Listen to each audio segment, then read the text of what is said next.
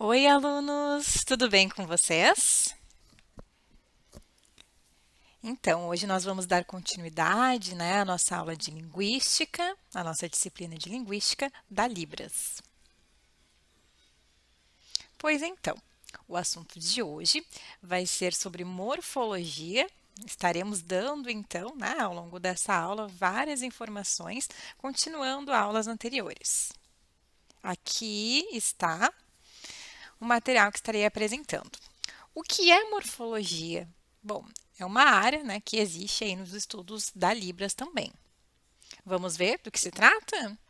Vou trazer para vocês algumas explicações importantes sobre esse conceito.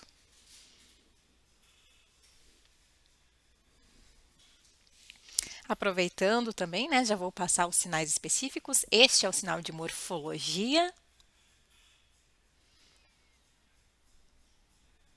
Morfologia. E este outro sinal é o de morfema.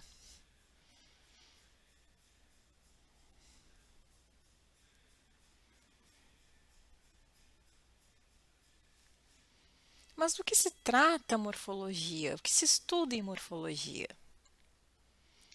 Bom, a morfologia vai estar fazendo então uma análise mais aprofundada a respeito das palavras ou uma análise mais aprofundada a respeito dos sinais, a depender da língua que estivermos estudando, Então, essa análise ela é mais profunda, como que se formam essas palavras, como que se formam esses sinais na língua.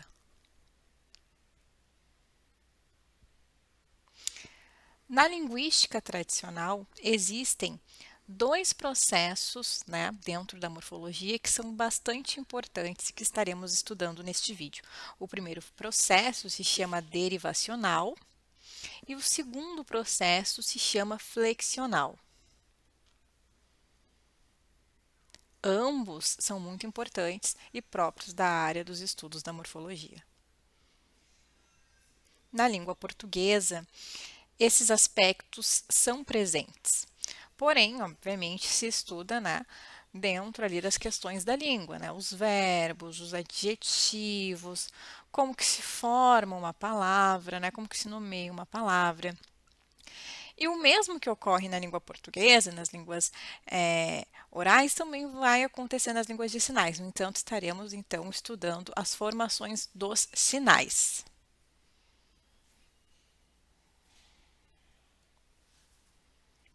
Então, a morfologia vai trazer esse estudo, essa observação profunda da palavra ou essa observação profunda do sinal, certo? Ou da palavra na língua portuguesa ou do sinal na língua de sinais.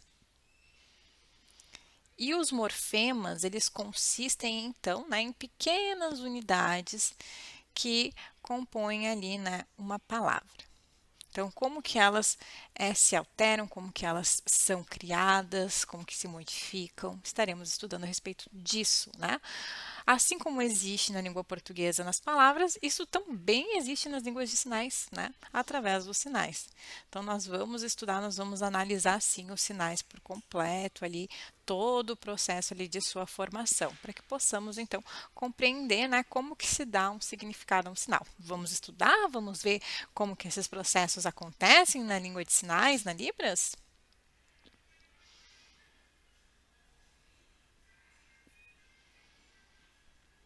Bom, então, na morfologia, nós temos ali, algumas classificações bastante importantes. Eu trouxe 5 tipos aí de morfema, que são bem importantes de estarmos estudando.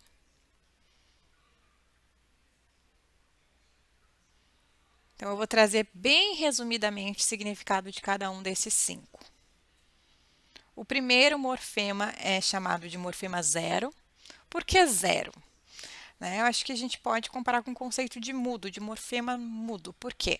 Porque não há nenhuma alteração, nesse verbo, não há nenhuma alteração aí de nenhum tipo de marcação dentro dessa palavra.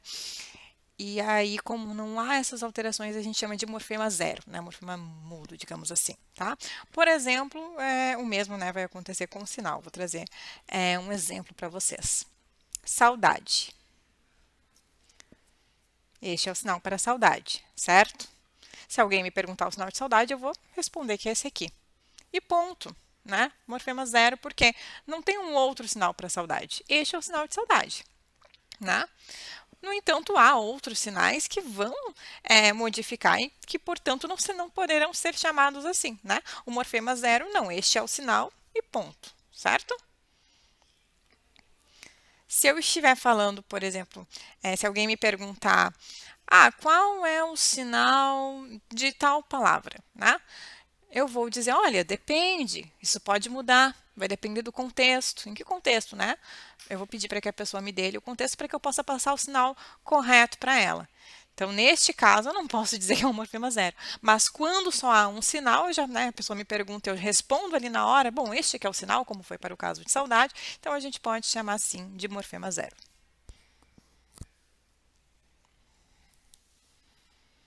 Depois nós temos, então, o chamado morfema aditivo.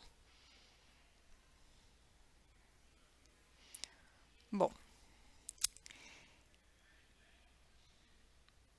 então, vocês lembram que na língua portuguesa nós temos ali uma palavra, né? E para formar essa palavra ela é formada de radical, né? De prefixo, né? No início da palavra e de sufixo no final da palavra, né?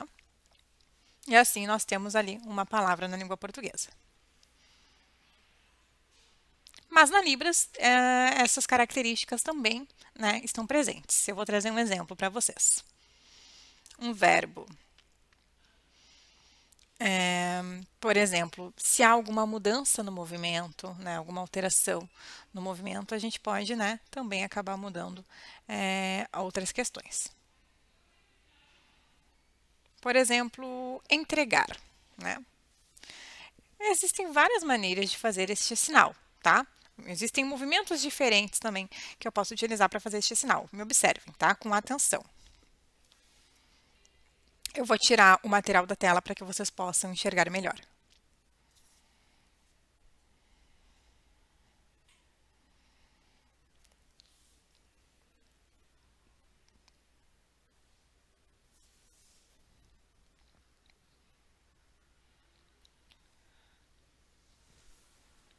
Entregar, né? Entregando, entreguei.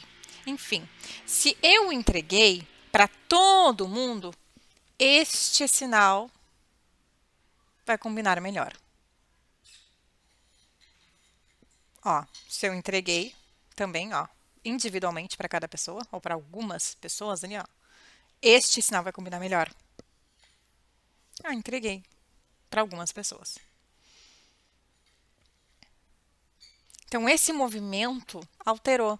No primeiro, eu fiz este movimento circular para entregar para todo mundo, certo? E depois eu fiz um movimento mais direcional ali, ó, para fazer então essa entrega para algumas pessoas.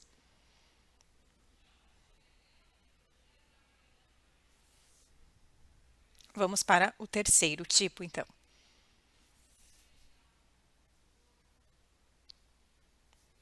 Morfema reduplicativo.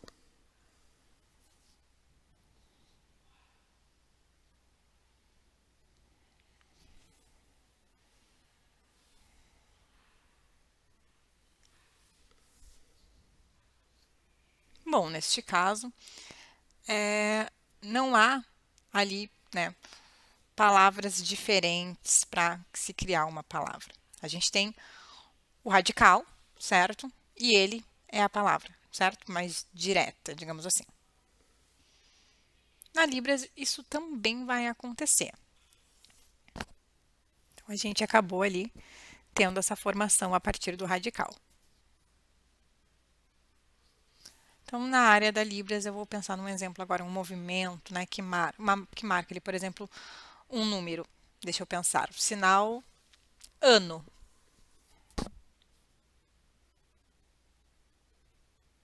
Este é o movimento do sinal ano, certo? Mas se eu quiser falar muitos anos, eu não vou fazer o sinal de muito mais o sinal de ano, certo? Eu vou fazer este sinal aqui. Vocês percebem que fica o radical, né, o principal do sinal? Ó, eu trabalho no IFE há muitos anos, 10 anos. Nessa produção eu fiz essa escolha de sinal para anos porque combina mais. Então são 10 anos.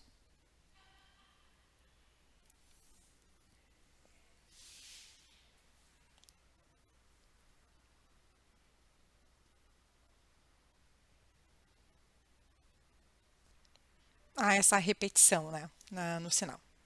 Depois, então, nós temos o morfema alternativo. Bom, deixa eu pensar um exemplo.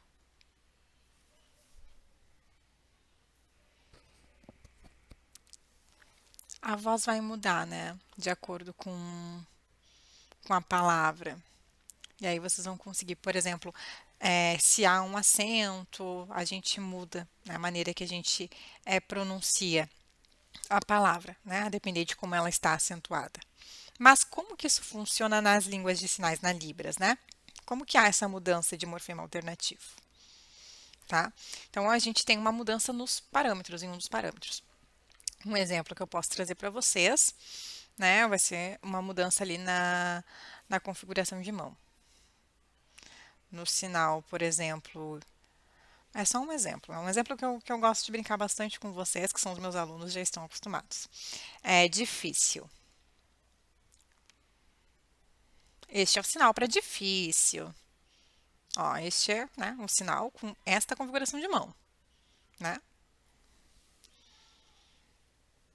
Mas, se estiver extremamente difícil, a configuração de mão muda, né? Antes era 1 e agora é 4, né? Essa mudança, né, ela foi um morfema ali, né, alternativo. A palavra, no sinal, ele continuou trazendo o seu significado, né, raiz, mas a produção dele foi feita de maneira diferente. Depois nós temos o morfema subtrativo, o quinto morfema que estarei apresentando aqui.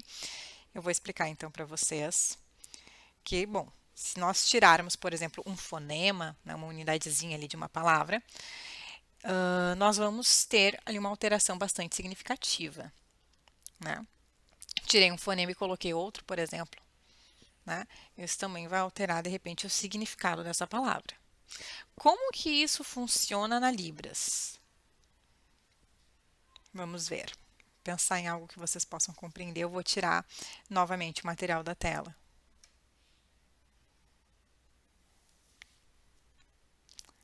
Por exemplo, então, o sinal para escola.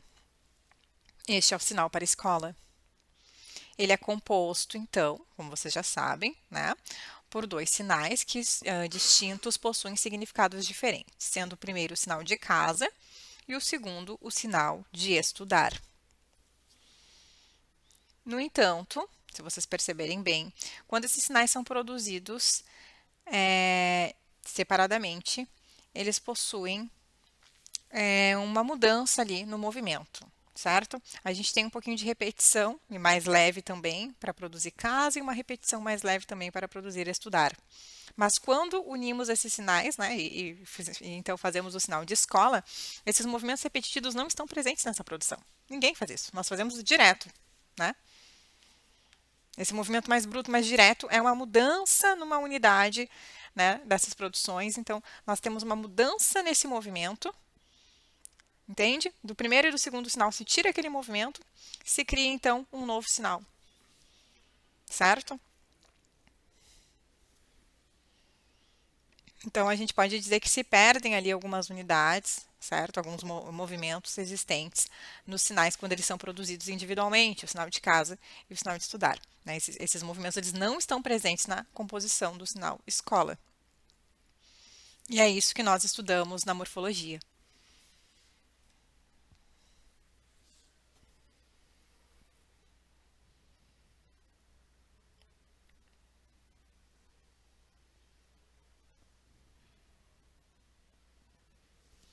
Em relação, então, ainda, né, em relação à morfologia, aos estudos que nós temos feito, tanto das palavras quanto dos sinais, existe então um processo de formação, né, dessas palavras, um processo de formação desses sinais. Neste processo, nós estudamos, como eu mencionei para vocês, né, duas linhas muito importantes, sendo a primeira, né, direcionais, e a segunda, flexionais. Do que se tratam exatamente esses processos, eu vou trazer para vocês a seguir.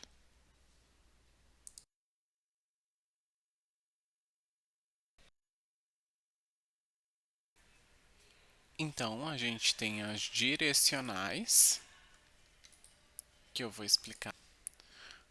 Num primeiro momento, a gente tem a formação composta e a incorporação. Então, eu vou explicar nessa classe direcional.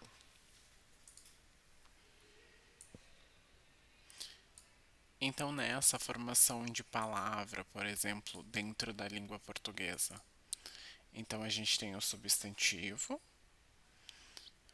que ela faz essa mudança para o verbo. Deixa eu pensar aqui numa palavra.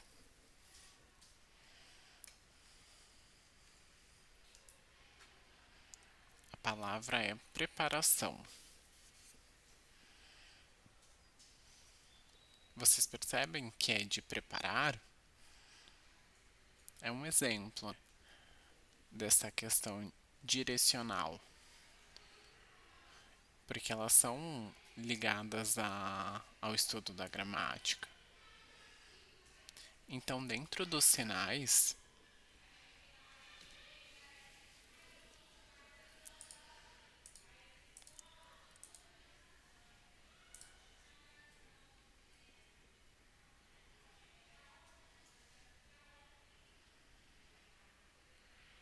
então pensando nos sinais, como que acontece essa adaptação direcional? É bem parecida com o exemplo que eu dei do português, né? Como que influencia, né? Se influencia então a partir dos parâmetros. Por exemplo, a gente tem esse sinal para cadeira. Ó, é feito assim.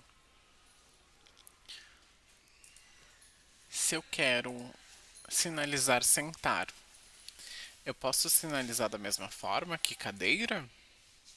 Eu posso? Seria assim então? Então, no momento que vocês visualmente assim vocês percebem esse movimento, vocês sentariam pulando então? Seria o correto para sentar? Então tem essa questão do movimento que acontece a adaptação. Então a gente vai fazer uma vez só, que aí a gente vai compreender que é para sentar. Então eu vou compreender que é o verbo sentar.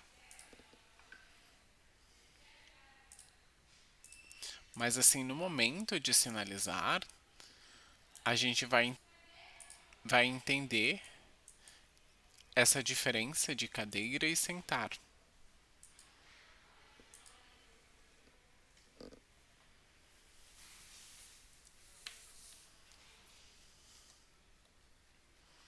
Então, o movimento ajuda a gente a compreender quando é o substantivo e quando é o verbo. Então, quando a gente estudar os direcionais, vai ser referente a isso.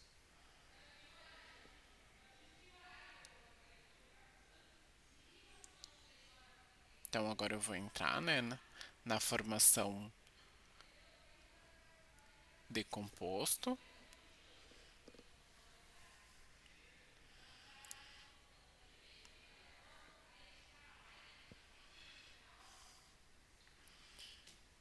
Dentro do português, então, seriam duas palavras que, ao momento de se juntarem, dão um terceiro sentido.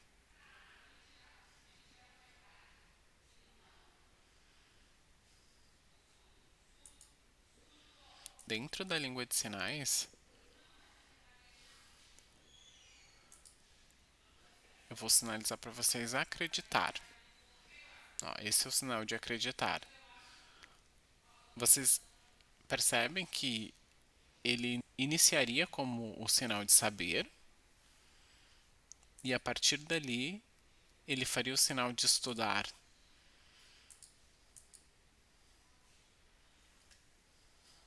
mas na verdade, então, mudou o sentido. Então, a gente tem um novo sentido a partir de dois sinais. Um exemplo mais fácil, o sinal de mamãe e o sinal de papai. Essa adaptação vai ficar assim, né? Pais.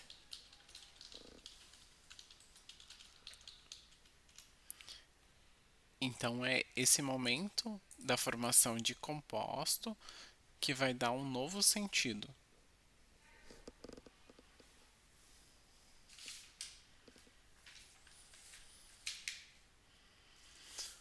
Então ali, né, o segundo, incorporação, tem dois tipos de incorporação, né? O que se associa aos números e o que se associam à negação.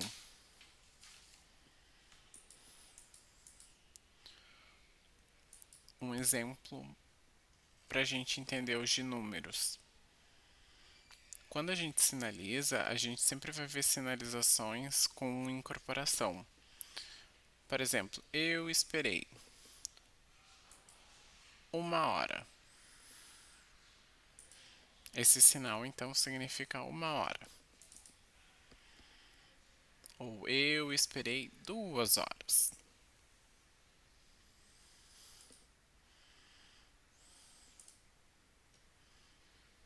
Então eu não precisei sinalizar 2 vezes 1 hora.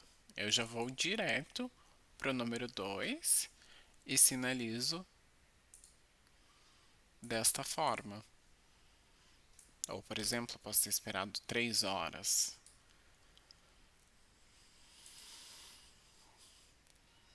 Então eu não precisaria fazer assim, esperar 3 e o sinal de hora.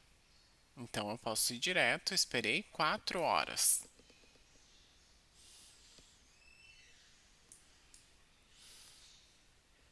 Tem outro exemplo também, deixa eu me lembrar. Os meses, por exemplo. 1 mês, 2 meses, 3 meses, 4 meses. Normalmente, quando a gente tratar de número, eles vão ir até o número 4. Eu já vi as pessoas utilizando mais, né? Mas geralmente eu costumo ver até o número 4.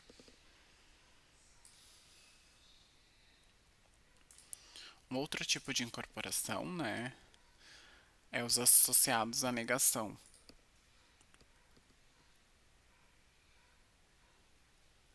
Um exemplo de sinal é, por exemplo, eu gosto. Aí, por exemplo, se eu não gosto, eu já sinalizo assim.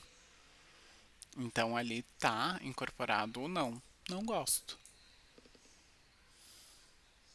Eu não preciso sinalizar gosto, não. Como é um sinal pronto, né? Eu já consigo compreender o não gosto. Ele já está incorporado à negação.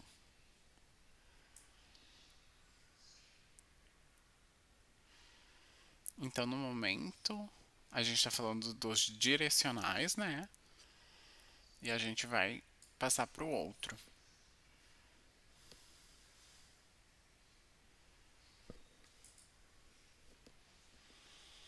que são os flexionais. Eles têm 3 momentos, né? Que é o empréstimo linguístico, a descrição imagética e a formação de pessoa, número e grau. Então, às vezes, né, essa questão mais flexional é um pouquinho diferente das línguas orais para as línguas visuais.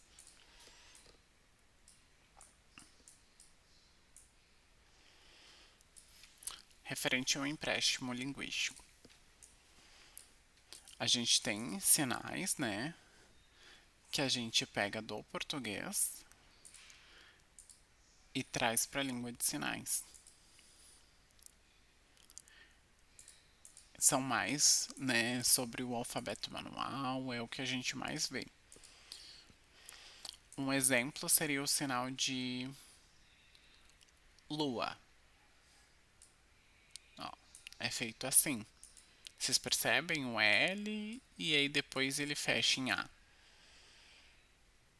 Então é um empréstimo linguístico.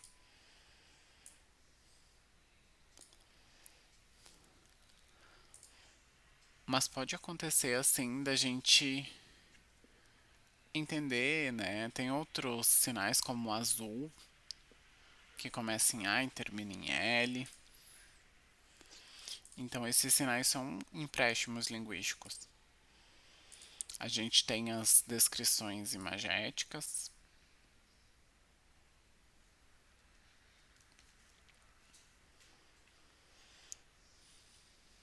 Então, né, significa as descrições dentro do contexto.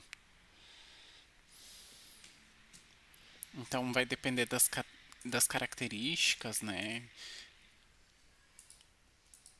Por exemplo, quando a gente pensa, então, dentro da língua de sinais, né? Eu já apresentei um material sobre descrição imagética para vocês, né? Então, eu vou aqui só falar de forma mais resumida, né? Dentro da morfologia. Eu vou dar um exemplo para refrescarem a memória de vocês. Por exemplo, o sinal de andar, ele não tem um único sinal. Se eu quero dizer que a pessoa andou, né, no momento do animal, né, a gente precisa saber qual animal que está andando. Aqui seriam as aves. Aqui pode ser o gato, um cachorro, um leão. Então, no momento de sinalizar, ele já vai ter essa descrição imagética para uma melhor compreensão.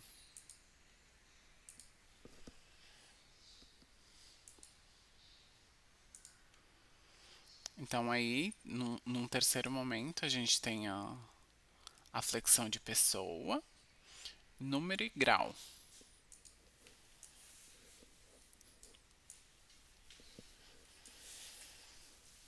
Então, por exemplo, um exemplo para vocês sobre pessoa.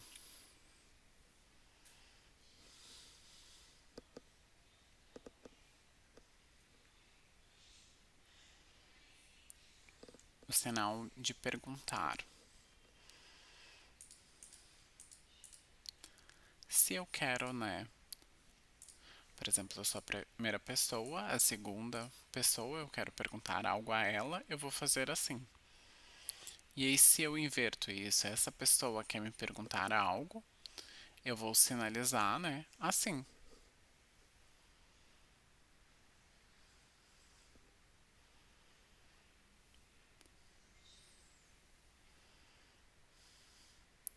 Então, né, vai mudar o verbo quando eu estiver direcionando a pergunta para a pessoa. Por exemplo, o verbo conhecer, falar, saber, entender. Esses são verbos simples, né? Então eles não estão ligados a uma segunda pessoa. Mas tem vários verbos que estão se referindo a outra pessoa. Um exemplo também é ajudar. Então eu ajudo a pessoa. E aí a pessoa me ajuda.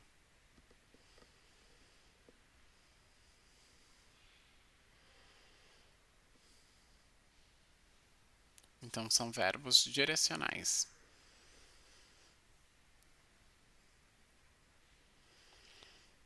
Agora sobre os números.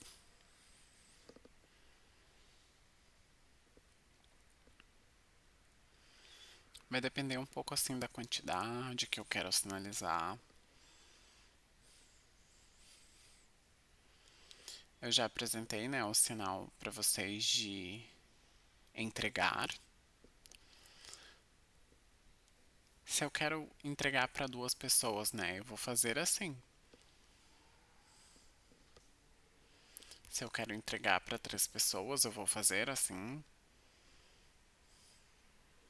Se eu for entregar para quatro pessoas, eu vou fazer assim.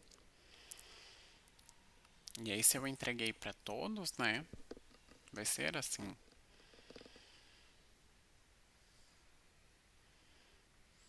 Então, vai ser sempre assim, associados aos números, no momento da flexão, vai acontecer assim. Posso fazer eu, nós, já são dois, né? Três pessoas, nós três, nós quatro.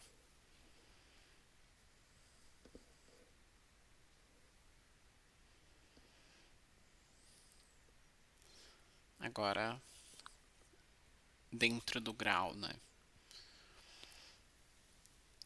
Um exemplo muito comum são os de velocidade.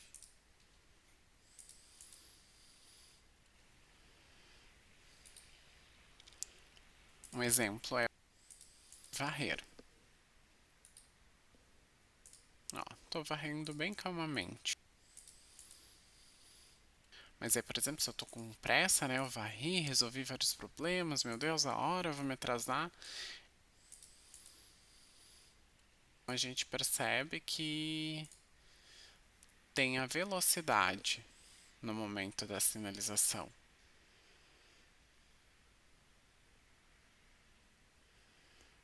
A gente pode dizer também o sinal de bonito. Ah, você é bonito. Ou a gente pode sinalizar assim, uau, querendo dizer que é muito lindo. Ou podemos sinalizar assim também, né? Os dois sinais a gente consegue fazer isso. Então, nossa, muito lindo.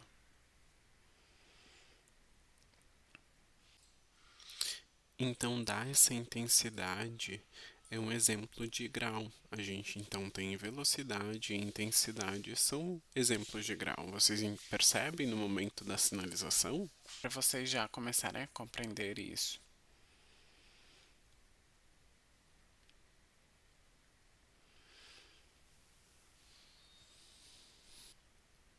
Bom, né? Esse é um material sobre morfologia.